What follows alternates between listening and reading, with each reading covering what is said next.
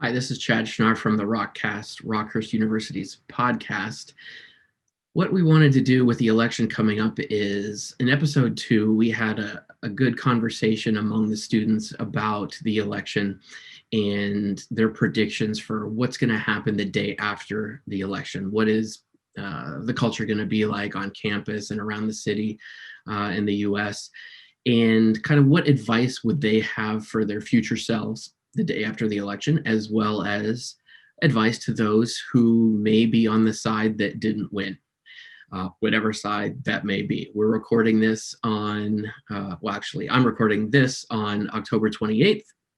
About a week ago is when the guys had this conversation. So I wanted you to listen to it on its own. If you like the conversation, there's a lot more where that came from on the RockCast, which you can find on Spotify, Apple Podcasts, Stitcher, SoundCloud, all the main ones, as well as on our YouTube channel, youtube.com/RockHurstHawk. So enjoy. To start, let's have you guys introduce yourselves. Bree, let's start with you. Hello, everyone. Glad to be back with the podcast. My name is Brianna Merrill. I am a sophomore here at Rockhurst, majoring in physics of medicine, and I'm from St. Louis, Missouri. America, go ahead. Okay. My name is America Romo. I'm a senior. I'm from Shawnee, Kansas, and I'm studying corporate accounting and finance. Jared, you're next as I go through the circle of galleries here. Gotcha. Well, hello, everyone. Great to finally join the podcast. My name is Jared Payton II. I am from Chicago, Illinois. I am a sophomore majoring in marketing and I'm minoring in film acting. Excellent. And Vince is back again. Go ahead, Vince. My name is Vince Risqueta. I'm a senior nursing major from Spring Hill, Kansas. The big story, obviously, can't get around it, is one of the bigger elections in recent generations. Now for you, is this the first time you're voting in a presidential election, all four of you? Or Vince, you did vote in 2016?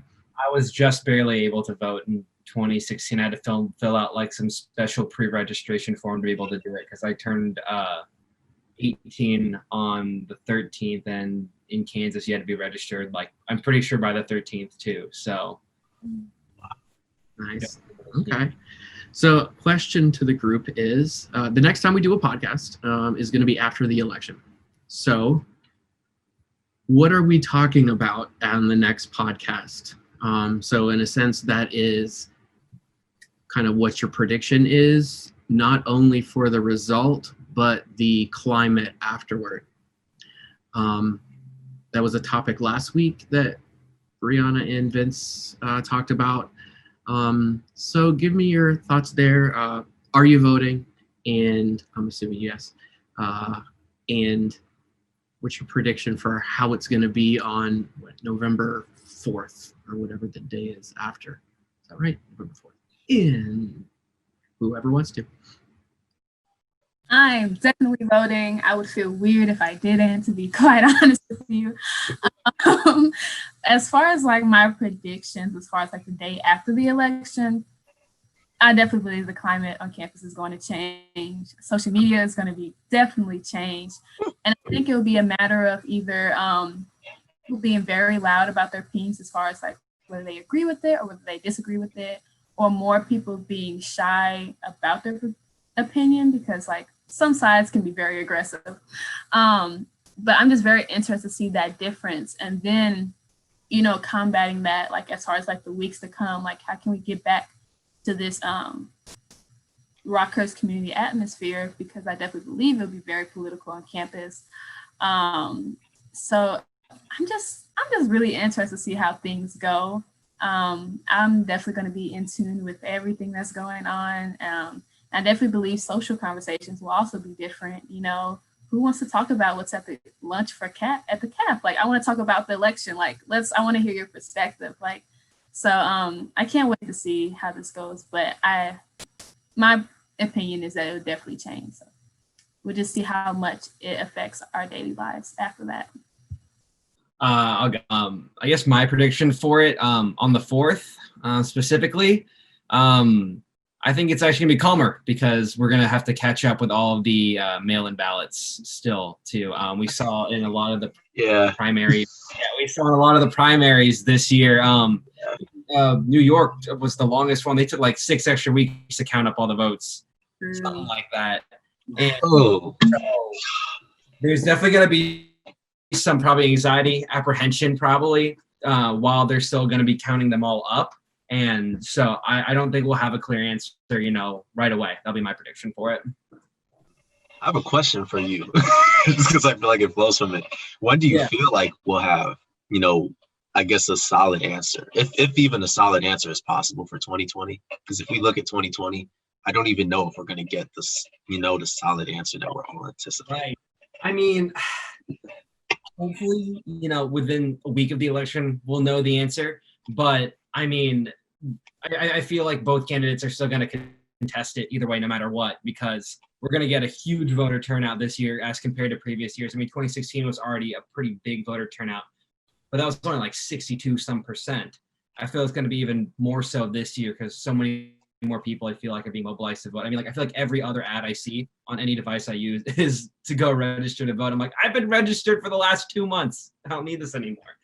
But I do honestly think, once that decision does come down, I just don't think either candidate's going to think it was, I don't know if fair is the right word or maybe more legitimate would be more of a word to use.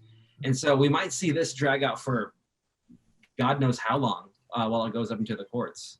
In my opinion, I'm just a nursing major. I'm not a political commentator, but just from what I've seen, that's what I feel like is going to happen.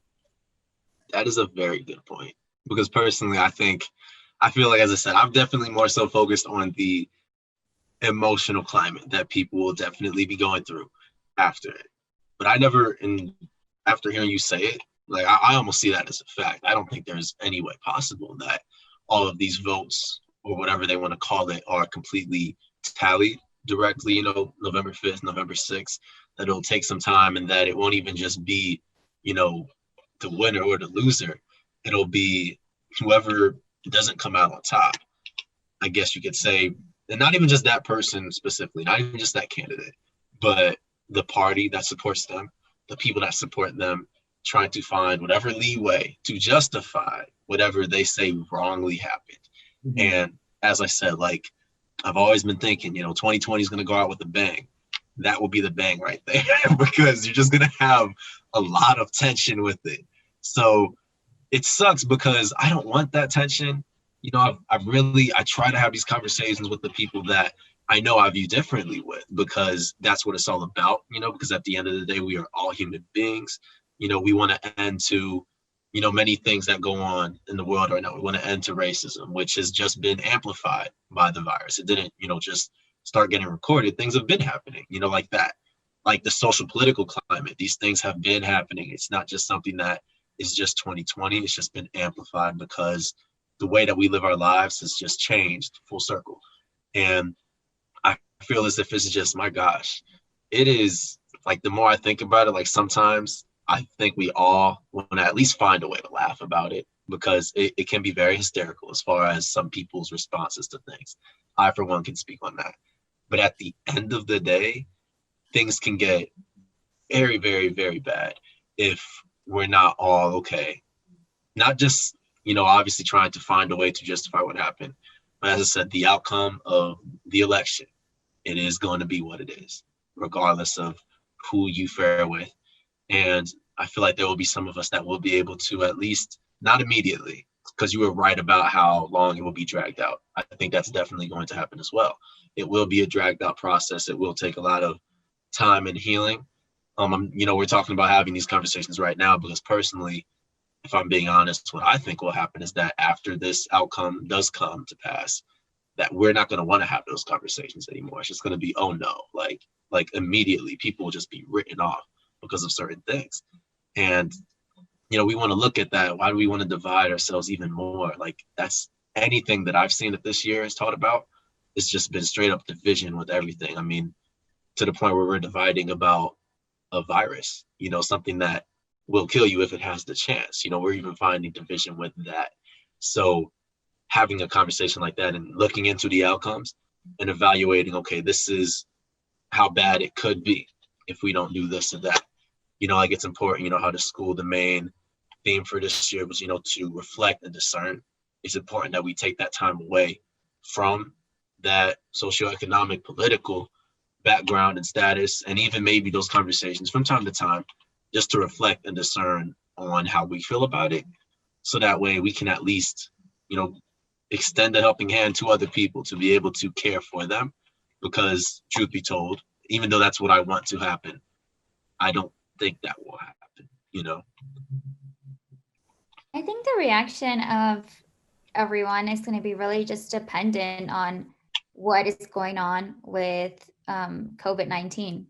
Because, I mean, as big as this election is, this is something that's happening in, even a very important country. I mean, the United States, yes, big country, but we're also stuck in the middle of a pandemic that has been killing people, is still killing people everywhere.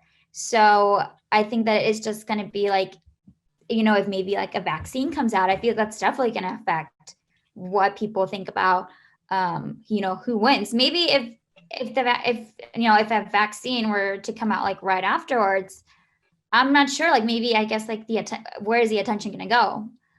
What are people really going to care about? Are people going to be more worried about the vaccine, or who just won as president? I don't know. I feel like it's just going to be really dependent on that, because even though this, like I said, this is a really important thing, there's also another really even bigger thing happening that has affected everyone. So I'm not sure. I feel like it always going to be this year has just been ruled by COVID. So I feel like whatever happens with that is going to be is definitely going to affect the reaction of everyone. All right. So I don't know if you've noticed, but the university has, I think, started last week. The president, Father Curran, has sent out a video under the initiative called Rockhurst Together. And what that is basically doing is trying to emphasize the community as being unified and remembering respect for each other and whatnot before all of this happens.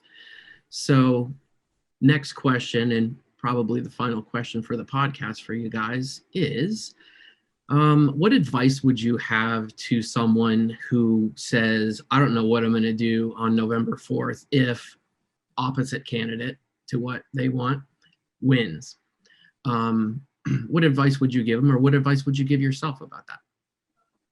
I'd tell them that, even though if maybe the person you didn't want to win won, there's 3 branches of government for a reason. I feel like, especially with everybody really likes to idealize the presidency, but we're not we don't have a king or a queen. We're not a monarchy. So the president doesn't have all power in the United States. That's why you have all your local leaders. That's why you have your senators, your congressmen and women. So policies that do come forth, new laws, they all go through, the process of becoming a bill. Everyone remembers the Schoolhouse Rock little thing, or maybe that's just me. I don't know if students still remember that. But yeah, that's from my time. I remember those Saturday morning cartoons, but that's another story. Go ahead, Vince. Sorry. Yeah, we had ours when the teacher would bring our history teacher bring in the VCR and the TV in school. But yeah, we have a process. So even if it's someone who you don't want to win, it really doesn't matter that much, because they have checks and balances and to balance it all out. And and at the very least, it serves as a position where you can find compromise within the government. I personally wouldn't want us being ruled by a one-party system. That's a big no-no. So yeah, this is seeing it as an opportunity for compromise to bring out the best for the American people. I think that's kind of a good way to look at it if the person you don't want to win the election wins the election. Yeah, I'll try to take it from a different angle. I would just say as far as mentally and emotionally, the person who got elected wasn't the one you wanted to get elected. I would definitely say don't stop fighting, as far as if you, during quarantine, if you were fighting for women's rights, or if you were fighting for Black Lives Matter, or whatever the case may be, don't feel discouraged about, who gets voted into office. Don't let it stop.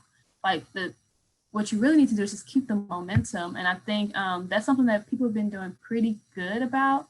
But I've noticed that it's so easy to get people distracted in doing so. And so like that's kind of something that you kind of have to jump over that hurdle yourself. But yeah, it's definitely just keep that momentum going and find new innovative ways to make and create that change. I definitely think with COVID-19, we've seen a lot of innovators, people making new things, people coming up with creative ideas. Even on campus, we have a QR code scavenger hunt where you can be safe, socially distanced. So like things like that, like definitely don't be closed-minded about it. Try your best to find those different ways to kind of combat that.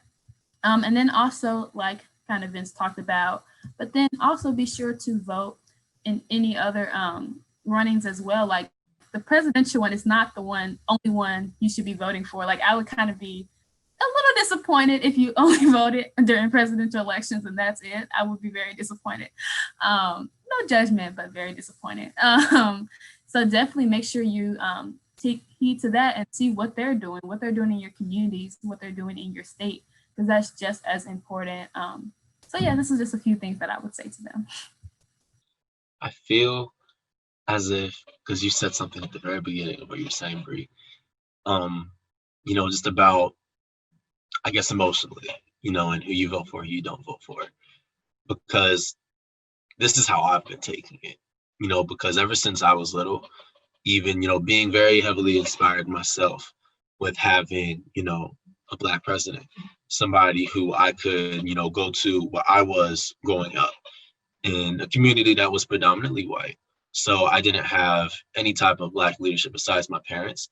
And then seeing that, it was powerful, but at the same time, what it showed for me once that was no longer there was that I have to ultimately take who I am and, decide not just to be happy, not just to immerse myself regardless of who the president is, but to just feel confident in what it is that I do and know that whoever is in power or is not in power, they don't control me, they don't control what I do. And it can only control emotionally as much as I am willing to allow it to. And I feel like some people, we're on this thing, like as Vince said earlier, people are like, vote this. You can't go, my gosh, 15 minutes on Spotify without hearing 3 direct ads in a row talking about vote anyways, vote this, vote that. Okay, well, you vote, then what, right? This person that gets into office, you want them to, then what? We have to stop and ask ourselves that question, because it's not just about voting, it's about progression. You vote, and after that, the change does not just come every 4 years, because if that was the case, 100% of people would vote every 4 years, and then we'd hear a dead period for 3 years. But, that's just not the way that our country works. The ones that are actually pushing for change, regardless of what the issue is or is not, they always have that desire, regardless of who is there and who isn't there. So the question that I'd like to ask everybody internally is to realize how bad do you really want change? Because regardless of who is the president, who isn't, you've got to be willing to do it, not just for yourself, but for other people. And that is something that really has to get implemented in people's minds, because I feel as if, in the idea behind, this idea of voting, as I said, regardless of who it is or is not at this time, it's kind of, I feel it can be a bad thing, because it's kind of giving people this end all be all type of sense, as if, let's say this outcome does not happen for person 1 or person 2. Then what? Like, oh my gosh, the world's going to end because this person didn't get elected. No, that's not the case. It's called, you really have to be able to just understand who you are, surround yourself with the people that are not going to, I guess, limit you or cause you to go away from your purpose, regardless of who you vote for and who it is that you don't vote for. Still be able to have conversations about anything in general. I feel like that is the most important thing with this election, and the outcome is just, we have to be willing, as Bree said earlier, to just know that regardless of what goes on, regardless of who wins, that we got it. I think everyone kind of covered everything, but kind of just going back to what Bree was saying, I think it's just really important that we not only vote for this, but for other elections. I think it's very important that we get to know who our senators are, who our representatives are, because those are the people that are representing, our state. So yeah, just kind of really getting to know who they are. And I feel like, and I've done it. I voted once already 2 years ago. That was my first time voting, but I didn't really know much. So I kind of just went in there and I was just like, I don't know who to vote for. So, recently I've been trying to kind of do more research on it, because those are very important, elections. Those are a lot of like the people that are really representing you. The president, even though an important person, obviously, is just one person. And like what Vince said, he doesn't have all the power.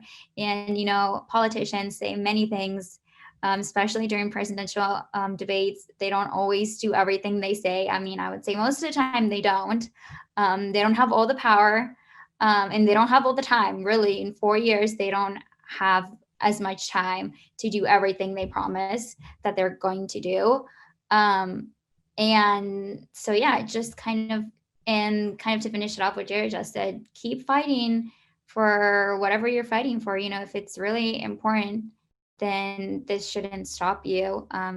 You can, in 4 years, you're going to have the opportunity to vote again. So, I mean, it's not the end of the world at all. I know after we all kind of gave our input on that, I think the first word that came to mind was accountability. And I think that's something that a lot of people are scared of, because, okay, if it doesn't go your way, then what are you going to do now? So I think accountability is like one of the main things people should focus on. I don't know, this is kind of like a main theme that I kind of got from all of our responses. But yeah.